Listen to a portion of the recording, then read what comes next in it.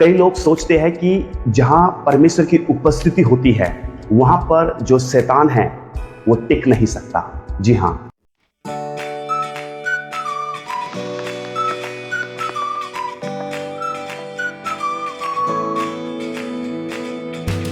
सभी प्रिय मित्रों को प्रभु यीशु मसीह के मधुर और मीठे नाम में प्रेम भरा जय मसीह की। दोस्तों, आज एक बहुत ही गंभीर संदेश है हम सब के लिए, जितने लोग इस वक्त मुझे सुन रहे हैं। जी हाँ, सो बने रहे मेरे साथ इस संदेश के लिए। आज हम एक महत्वपूर्ण बात सीखेंगे, तो ज्यादा वक्त ना लेते हुए हम चलते सीधा परमेश्वर के वचन की यात्रा की ओर।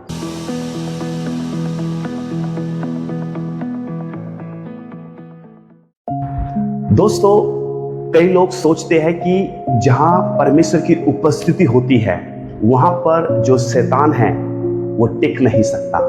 जी हां, लेकिन ये गलत है। जहां पर परमेश्वर की उपस्थिति होती है वहां पर शैतान नहीं आ सकता, ऐसा लोग सोचते हैं। और वो ये भी सोचते हैं कि जहां पर बहुत से लोग प्रार्थना कर रहे हैं, उपवास प्रार्थना कर रहे हैं, लोग अपने घरों में आराधना कर रहे हैं, वचन पढ़ रहे हैं, देते जिसकी ऊंची आवाज में प्रार्थना करे वहां पे शैतान नहीं आ सकता।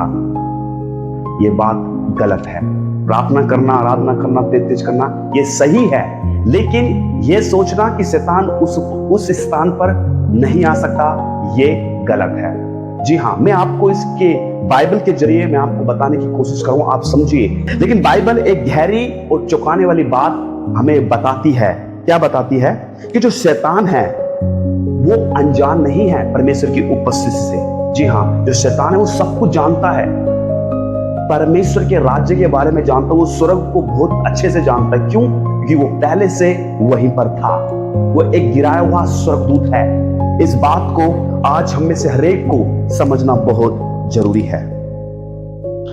जब हम बाइबल में देखते हैं यीशु मसीह 40 दिन और 40 रात जब जंगल में गए, उस कहानी को हमने बहुत अच्छे से पढ़ा है। मत्ती रचित समाचार उसके जब 4 अध्याय में जब हम पढ़ते हैं, जहां पर यीशु की परीक्षा हुई, तो परीक्षा कौन ले रहा है?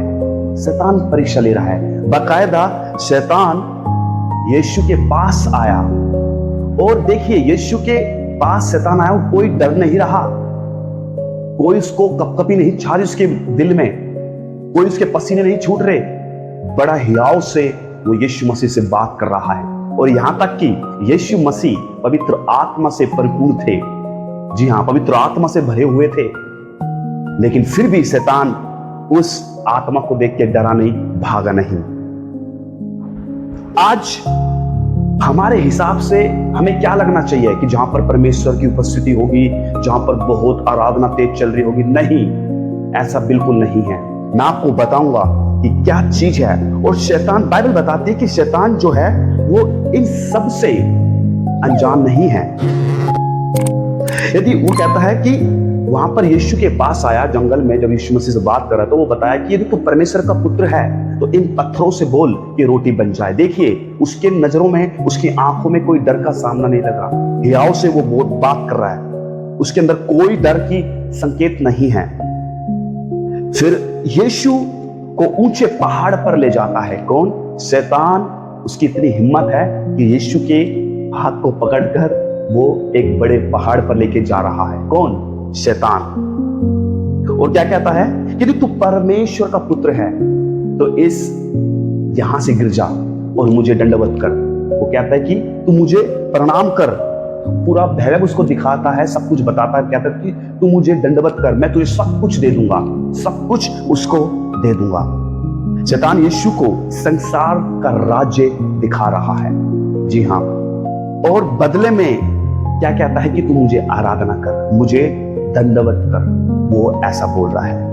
शैतान ने वचन का भी इस्तेमाल किया।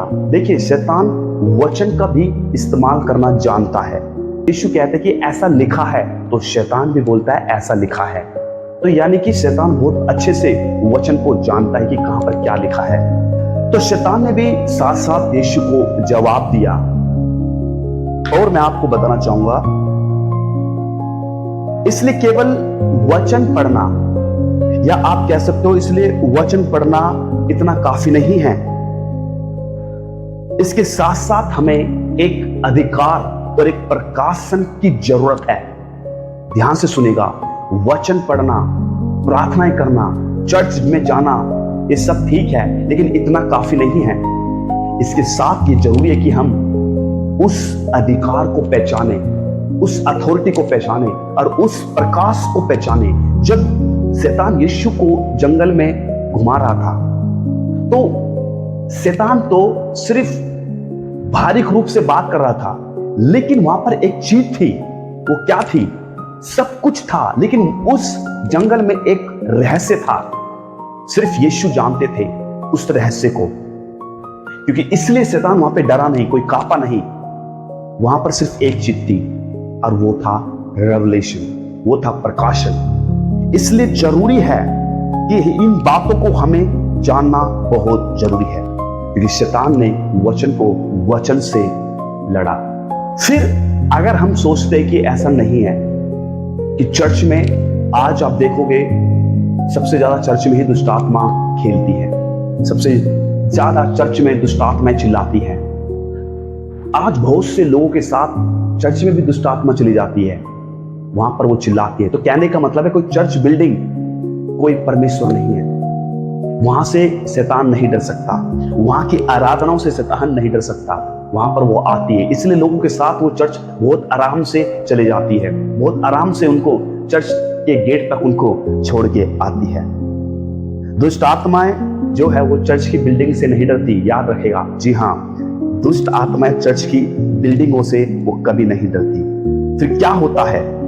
फिर क्या होता है जब हम इस बात को देखते हैं? अधिकार का हमें सामना करना होता है। जी हाँ, एक अधिकार और एक प्रकाशन जब किसी व्यक्ति में ये होता है। देखिए, आत्मिक अधिकार से भरना हर एक मसीह को जरूरी है। आत्मिक अधिकार से भरना हर एक मसीह को जरूरी है। उसको पता होना चाहिए कि मेरे पास, मेरे अंदर एक अधिकार है जो प्रभु यीशु मसीह ने मुझे दिया है। आज अगर कई मसीह लोग कमजोर हैं, तो सिर्फ वो इस बात से कमजोर है कि उनके पास अधिकार नहीं है, वे अथॉरिटी नहीं है। शैतान सिर्फ दो ही चीज से आपसे डर सकता है। आपके रंग रूप को देख के नहीं डरेगा, आप कितने घंटे प्रार्थना करते हो उससे नहीं डरेगा, आप कितने दिनों में प्रार्थना करते हो इससे नहीं डरेगा, आप कितनी अच्छी आराधना करते हो इससे भी नहीं डरेगा। तो वो किससे डरेगा? सिर्फ वो इससे डरेगा कि आपके अधिकार, आपके अंदर क्या चीज है। आपके पास वचन का प्रकाश है, वचन के प्रकाश से और आपके अधिकार से उसको डर लगता है। सिर्फ तकिए के नीचे बाइबल रखकर सोना ही काफी नहीं है। याद रखिए, इन बातों को जो मैं आपको इस वक्त बता रहा हूं, ये बहुत गहरी और महत्वपूर्ण बातें हैं आज हमारे जीवन के लिए। शैतान परमेश्वर की उपस्थिति से क्यों नहीं डरता? आज ये बात हमें जानना बहुत जरूरी है। क्यों नहीं डरता? क्योंकि शैतान जो है वो कोई साधारण दुष्ट आत्मा नहीं है, वो एक गिराया हुआ दूत है, वो एक एंजल है, वो एक लूसीफर है। वो उसी स्थान पर था जहां पर परमेश्वर की उपस्थिति, इसलिए वो डरता नहीं है। कभी परमेश्वर की उपस्थिति में वो नाचा करता था, वो परमेश्वर की उपस्थिति में गाया करता था, वो परमेश्वर की उपस्थिति में बैठा करता था। इसलिए वो परमेश्वर की उपस्थिति को बहुत अच्छे से जानता है। इसलिए वह उस उपस्थिति से अनजान बिल्कुल नहीं है। मेरा जो बोलने का मतलब है कि जहां पर परमेश्वर की उपस्थिति होती है, वहां पर शैतान कभी नहीं जाने से डरेगा। वो बेधड़क होके, वो बिना डरे जा सकता है कि आज हमारे जीवन में किस बात की घटी है और किस बात से आज हम अनजान हैं। तो आखिर शैतान को क्या दूर भगाता है? जैसे मैंने बताया, तो ऐसी क्या चीज है जो शैतान को दूर भगाता है? मैं आपको बताता हूं। सबसे महत्वपूर्ण ये प्रश्न, सबसे महत्वपूर्ण ये हमारे पास सवाल है। अगर शैतान केवल उपस्थिति से नहीं डरता, अगर वह वचन भी जानता है, तो वो फिर किससे डरता है? वो किस चीज से भागता है? पहली बात वो है आपका प्रकाशन। कितना आपके पास वचन का प्रकाशन है, कितना आपके पास उस परमेश्वर का प्रकाशन है। जी हाँ, इसलिए और दूसरी बात जो है वो ये है कि आपको उस वचन का अधिकार जानना है, आपको वचन का अधिकार लेना है अपने जीवन पर। इससे आप अनजान मत होइए। दो चीज से, पहला प्रकाश, दूसरा वचन का अधिकार। ये दो चीज जब आपके जीवनों में रहेगी तब आप उस दुष्ट से लड़ सकते हो। जी हाँ, बेधड़क होके। इसलिए अपने दिमाग से ये गलतफहमी निकाल दीजिए कि शैतान परमेश्वर की उपस्थिति से डरता है। नहीं, ये बिल्कुल गलत है। शैतान सिर्फ डरता है तो सिर्फ परमेश्वर के वचन के अधिकार से, और दूसरा जो वचन का रेवलेशन, जो वचन का प्रकाशन आपके अंदर है। जंगल में जो हुआ यीशु मसीह के साथ, शैतान जो उसको बाहरी दुनिया दिखा रहा था, लेकिन यीशु मसीह उस वचन का प्रकाश, जो वचन का रेवलेशन था, जो वचन का प्रकाशन था, उससे प्रभु यीशु लड़ रहे थे। शैतान वचन से लड़ रहा था, लेकिन यीशु मसीह वचन के प्रकाश से भी लड़ रहे थे।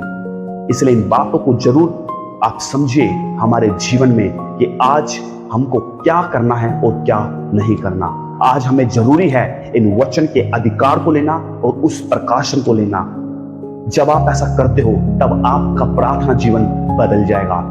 आपका हर एक दिन आपका बदलता चला जाएगा। आप परमेश्वर के वचन के अधिकार में बढ़ते चले जाओगे। इसलिए जो मैंने बताया ये सब कुछ एक वचन के आधारित मैं आपको बता रहा हूं। आज बहुत से लोग इस बात से अनजान हो सकते हैं, लेकिन ये संदेश उनके लिए भी जो लोग इस बात को नहीं जानते। तो मैं उम्मीद करता हूं मेरे अजीजों कि आपको ये छोटा सा संदेश बहुत पसंद आया होगा। यदि आपको ये संदेश अच्छा लगे तो जरूर इसको लाइक और सब्सक्राइब जरूर करें और अपने मित्रों तक, अपने दोस्तों तक जरूर इस संदेश को पहुंचाएं। प्रभु आपको आशीष दे। God bless you.